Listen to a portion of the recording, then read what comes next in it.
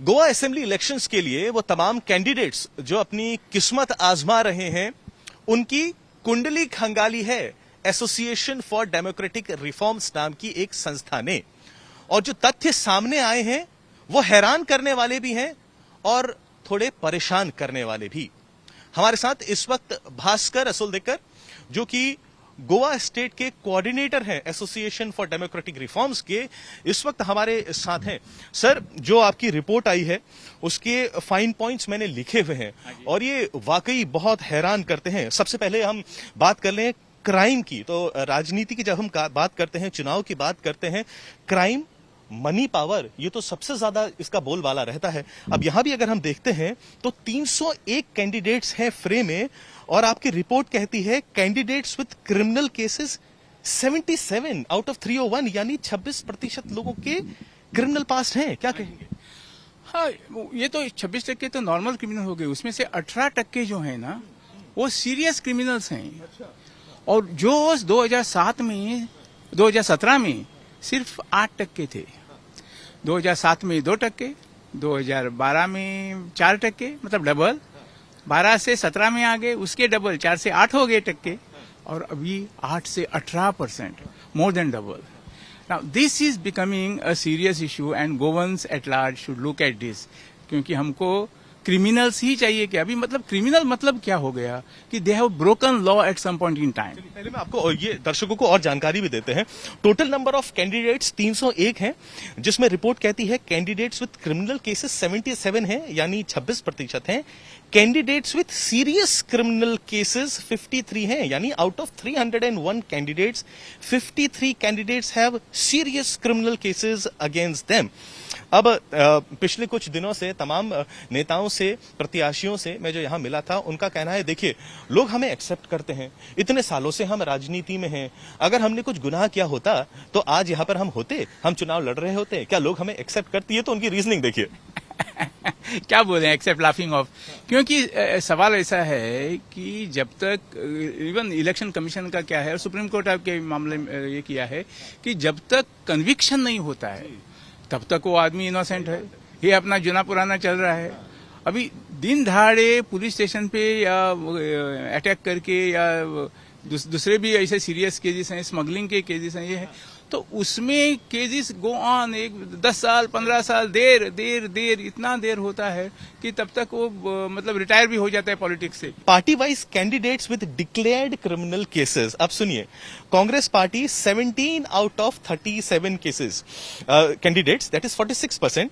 MGP 6 out of 13, Goa forward party 1 out of 3 candidates हैं उनके, NCP 4 out of 13, Bharatiya Janata party 10 out of 40, Trinamool Congress 6 out of 26 और आम आदमी party 9 out of 39।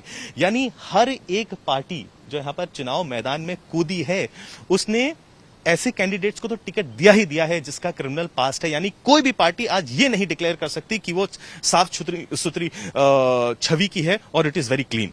सही बात है, बिल्कुल। लेकिन एक हर पार्टी का एक ही कॉमन एजेंडा है, विनेबिलिटी।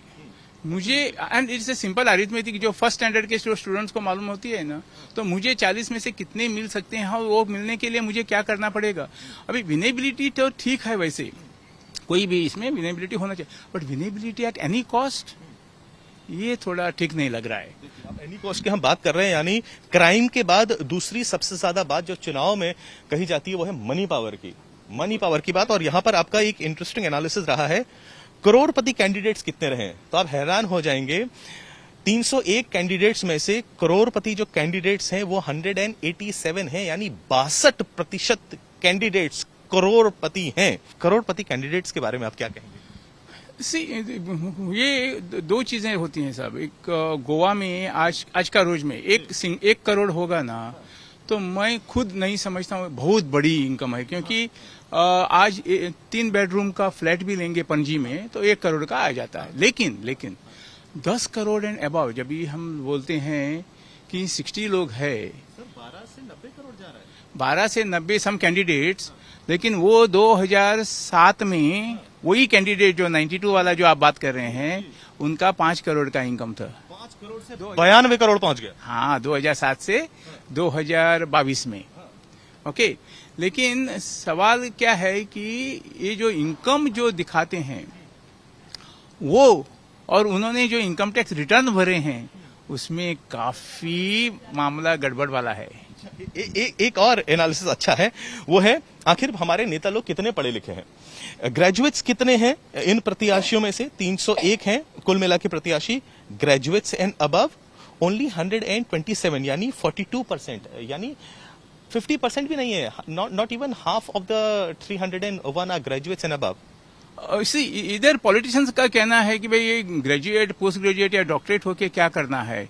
आज हमारे बड़े बड़े नेता जो इफेक्टिवली देश चलाते हैं या स्टेट्स चलाते हैं, उनकी एजुकेशन क्या है, ये उनका काउंटर सवाल होता है। ऐसा मुझे Bhaskar ji, you have been born and brought up here, Yeah. तो पूरा गोवा की राजनीति तो आपने छुटपन से देखी हुई है, तो काफी आप मुझे एनेक्डोट्स बता रहे थे कि पहले कैसे हालात थे और अब कैसे हो गए, ये बदलाव कैसे और क्यों आ गया? पैराडाइम शिफ्ट हो गया है बिकॉज ऑफ सेवरल फैक्टर। जो पहले ऐसा हम समझ लें कि भाई ये Goa after liberation 2 generation pass हो गए हैं, तो ये 2 जनरेशन मतलब हमारे पेरेंट्स, वो पहला जनरेशन आफ्टर लिबरेशन, अभी हम लोग हैं।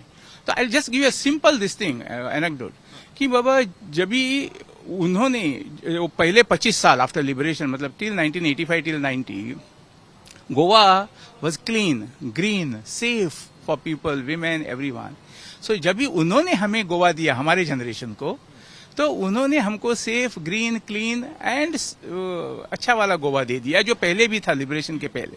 ओके, अभी हम जब भी दूसरे जनरेशन को देंगे, जनरेशन नेक्स्ट, तो कैन वी क्लेम, मेरा जनरेशन क्लेम कर सकता है क्या कि हम अच्छा वाला, साफ सुथरा, क्लीन, सेफ गोवा दे रहे हैं हमारे नेक्स्ट जनरेशन को? शायद नहीं। We are living a Goa with drugs, women, liquor, all sorts of negative things and very dirty place and not a very safe place. चलिए एक और एनालिसिस है, ये आखिरी एनालिसिस है जो मैंने पिकअप किया है ऑफ वुमेन कैंडिडेट्स।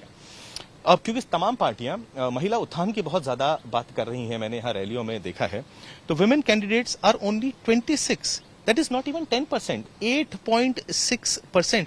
और इसमें भी जीत के अगर 1 या 2 आती हैं जैसा कि आप कह रहे थे, तो फिर तो रिप्रेजेंटेशन असेंबली में ना के बराबर है।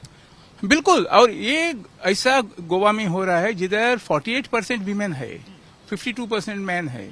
तो डिस्पाइट ये हमारा इधर एक वीमेन कैंडिडेट आता है एमएलए होके, कभी कभी 2 हो गए हैं, एक ही बार सिर्फ 3 थे। और ये प्रॉब्लम क्या है कि आउट ऑफ दिस 26 और 28, 8 तो ऐसे हैं जो पॉलिटिशियंस की वाइफ है। आई एम सॉरी टू से दिस, तो बाकी के जो है वो थोड़े अलग कैंडिडेट हैं। और this again comes back to that winnability, and winnability at all cost. तो इस बार भी आपको कुछ फर्क लगता है, क्योंकि इतने सारे क्रिमिनल केसेस लेके कैंडिडेट्स फ्रे में हैं और अपने अपने इलाकों के वो बाहुबली भी हैं और मनी पावर भी यूज की जाएगी, मसल पावर भी यूज करी जाएगी। आपको लगता है क्या जनता इस एनालिसिस को देख के थोड़ी बहुत जागरूक बनेगी? Do you feel there is going to be any difference this time around? Despite being highly optimistic person, I still feel we may continue and perhaps there can be a little more deterioration in terms of the sheer number of serious criminals. जो मतलब अभी के assembly में 9 लोग थे out of 40 जो serious criminal वाले थे, और 6 का 6 आए थे जो 10+ करोड़ थे। अभी समझो 10, 11, 12 आ जाएंगे, डबल डिजिट में पहुंच जाएंगे, तो I will not be surprise. नहीं हुआ तो गोवा के लिए बहुत अच्छा है, बट मेरा थोड़ा कन्विक्शन बोल रहा है कि शायद बढ़ जाएंगे, और इसके लिए गोवंस लोगों ने खुद का सेल्फ इंट्रोस्पेक्शन करना चाहिए। भाई हम गोवा को किधर लेके जा रहे हैं?